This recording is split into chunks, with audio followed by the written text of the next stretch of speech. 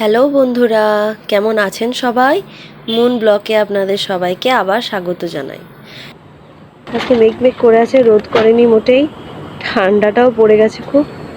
আর দেখুন এখনও মাঠে অনেকেরই ধান পড়ে আছে, এখনও ধান বাড়িতে যায়নি। কী অবস্থা, বৃষ্টি হলে তাদের খুবই অসুবিধা হয়ে যাবে। আমি ছাদে এসে আপনাদেরকে দেখাচ্ছি, দেখুন এরকম অবস্থা। আর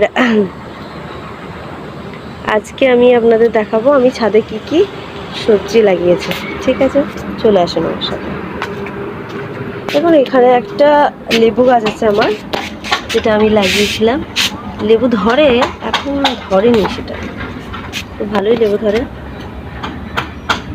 দেখুন একটা অ্যালোভেরা আছে,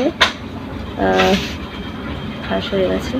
আর এখানে আমি লাগিয়েছি দেখুন ধনেপাতা, কত সুন্দর হয়েছে দেখুন ধনেপাতাগুলো লাগিয়েছি আমি। খুব সুন্দর দেশি ধনেপাতা, প্রচুর সেন্ট করে। দু চারটে পাতা যদি রান্নায় ছড়িয়ে দেন খুবই টেস্টি হয় খাবার। ডাল বলুন, কোনো ছানাছুনিতে, কোনো কিছু ভর্তা করতে, মাখা করতে খুব ভালো লাগে।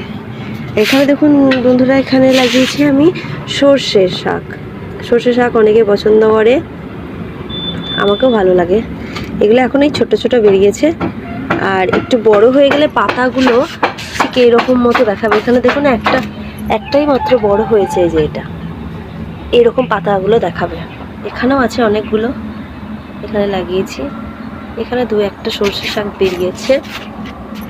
এখানে দেখুন লঙ্কা লাগিয়েছি, একটা দুটো, এখানে আছে একটা তিনটে, আর এখানেও দুটো আছে মনে হয়। 5টা লাগিয়েছি লঙ্কার চারা। এখন একটু টাইম লাগবে এটা হতে। আর এখানে লাগিয়েছি পালং শাক।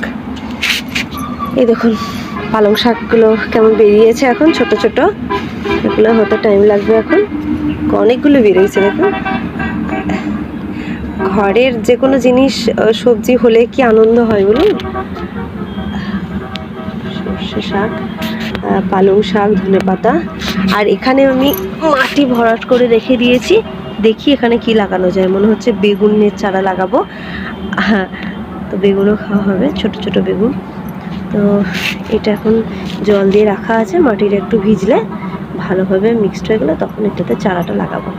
আর বেগুনের চারাটা লাগানোর পরে যখন এইরকমভাবে বেরিয়ে যাবে তখন আমি আপনাদেরকে দেখাবো আবার। ঠিক আছে, এখন আমি রাখছি। এখনকার মতো বাই।